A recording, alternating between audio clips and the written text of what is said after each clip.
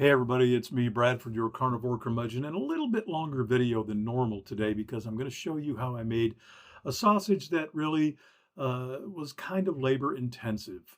It's a bacon, whiskey, onion, coffee sausage. And how did I make that? Well, I'm going to show you right now. Now, with the exception of adding coffee to this recipe came straight from Two Guys in a Cooler's website, and I'll leave a link in the description below so that you can see the ratios they recommend. But it starts out with lots of nice fresh garlic, finely chopped up as finely as you care to chop it up. And then come the spices, and that consists of some salt, some pink curing salt, some black pepper, some brown sugar, which I don't usually add, but I did this time, some smoked paprika, mustard seeds, and then a good stir to incorporate everything nicely. I did this first so that I could just have it ready when I was ready, and then I just covered it up. Now, my binder for this is going to be milk powder. I did that separately because we're going to add them to the meat at separate times. I also covered this up with some plastic wrap just to keep it fresh and keep things off of it until I'm ready to stir it into the meat.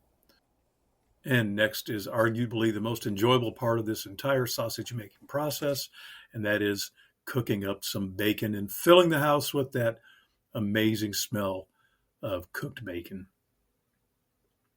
And of course, once it's all crisped up, don't forget to save that delicious bacon fat for cooking later on. And I just kept repeating the process until it was all done. Next came the onions, and it's necessary to use fresh onions in this because we're going to caramelize them and sweat them down until they're extra soft. For the amount of meat I made, I think I ended up using 3 onions, but that's going to be adjusted according to the total amount of pounds that you use. And they have a nice calculator for that on the Two Guys and a Cooler website.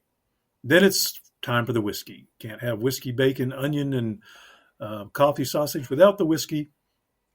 And the reason I was pouring this very deliberately is because I was being careful as I could to get just the right amount. I didn't want to pour any back into the bottle. And I ended up using a little less whiskey than it called for. It just seemed like an awful lot of liquor in this. And what I used, I think, came out just fine.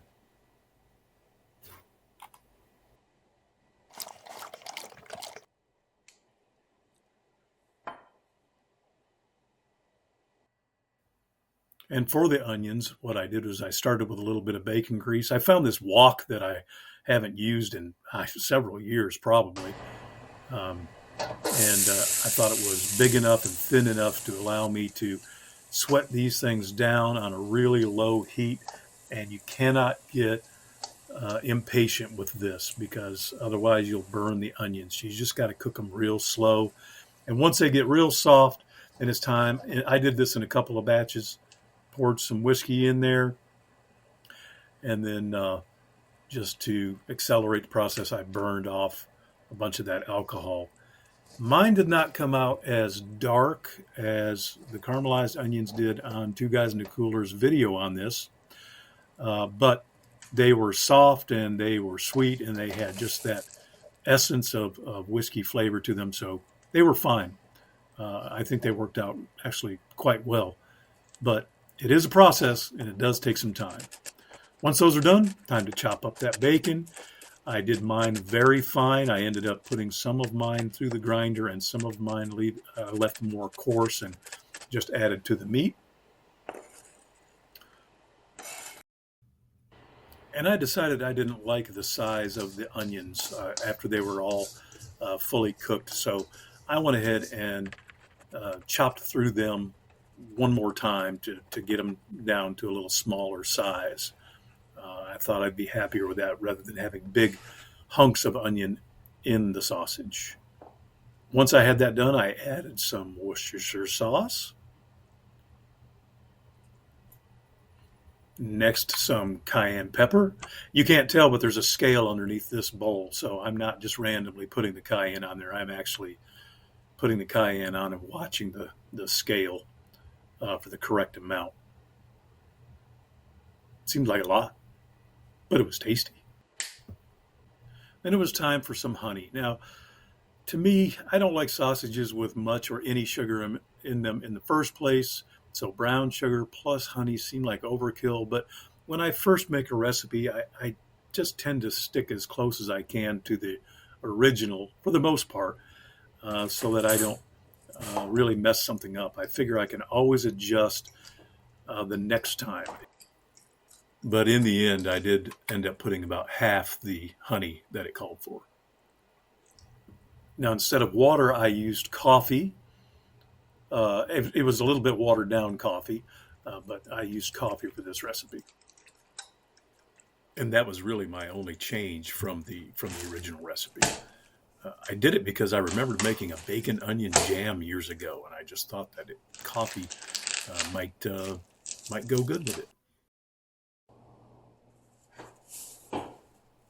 And I guess I did actually make one other change.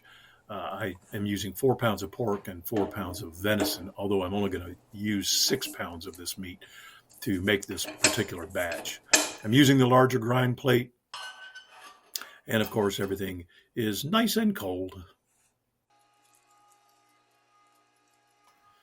Now, if you're watching this and wondering, why is he wearing one black glove and one blue glove? Well, there have been extensive studies done that show that the blue gloves work much better with venison, and the black gloves much better with pork.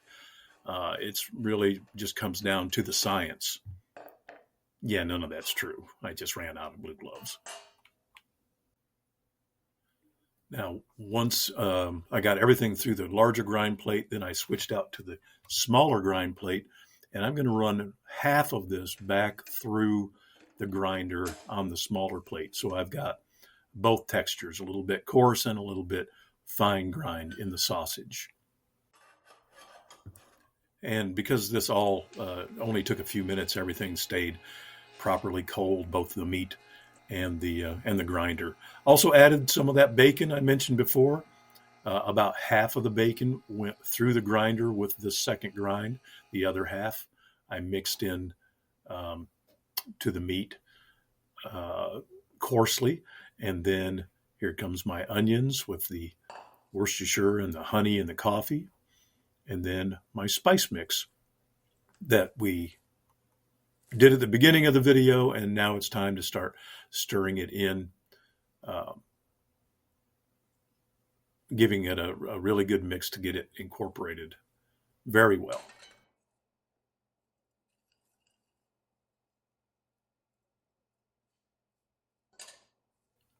And some people might wonder, why did the whiskey just get used to saute the onions and burn off the alcohol? Why not just stir it right into the sausage? And I think the simple answer is that probably would make a very boozy sausage. The essence of the whiskey taste is in the sausage in the end, but I think it would have been really overwhelming if it had been just poured in straight. And here's the milk powder for the binder.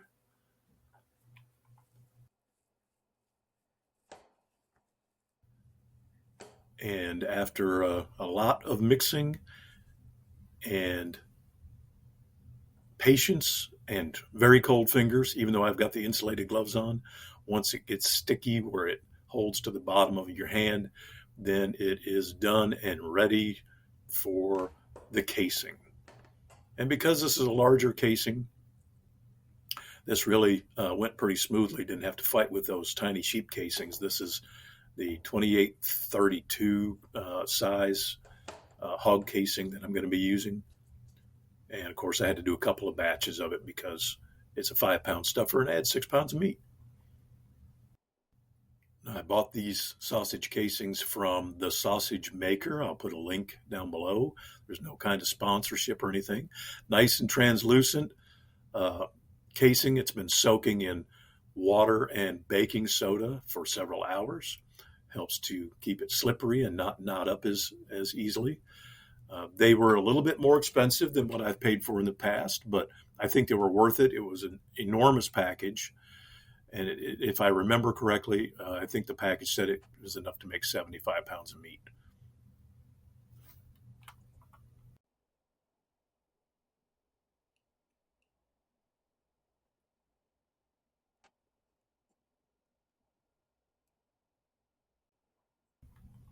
Now I'm going to tie it off, and we're finally ready to case up this bacon, whiskey, onion, coffee, sausage.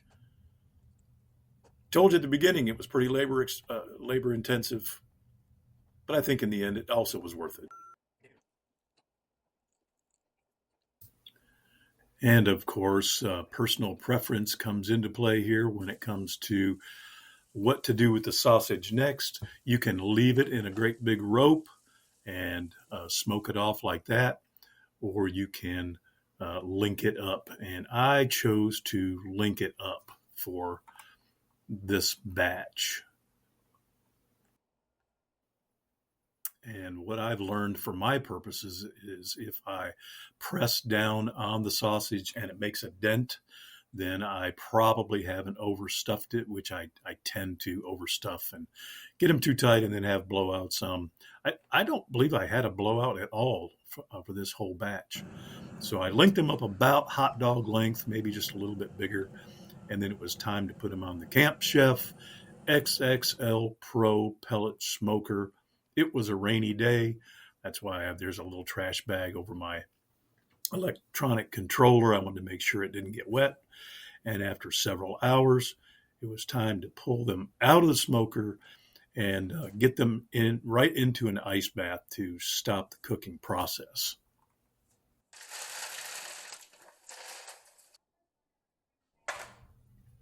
So they're fully cooked to an internal temperature of 145 before the ice bath. After about 15 minutes in the ice bath, it's time to clean the weens. And then I'm going to snip them all apart and make a beautiful pile o sausage.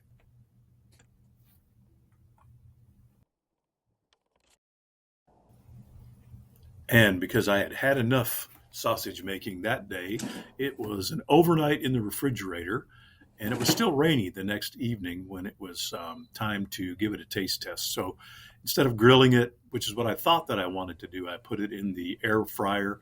I think that was a pretty good choice, but I'm going to give you a tip at the end here about probably the best way to eat these sausages.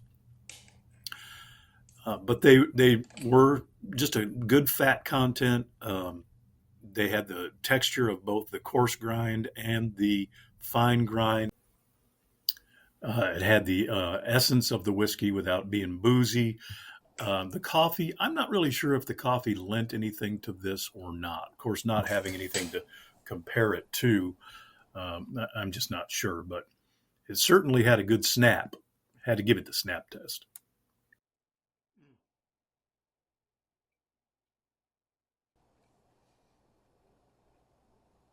Nice snap, nice crunch on that casing. Gotta say, it reminds me a lot of ribs, a rack of ribs on the smoker. It's very smoky, but there are elements in here that are not the same as ribs. But everything that I'm getting, like the whiskey and the onions, are kind of in the back of my palate and up towards my nose.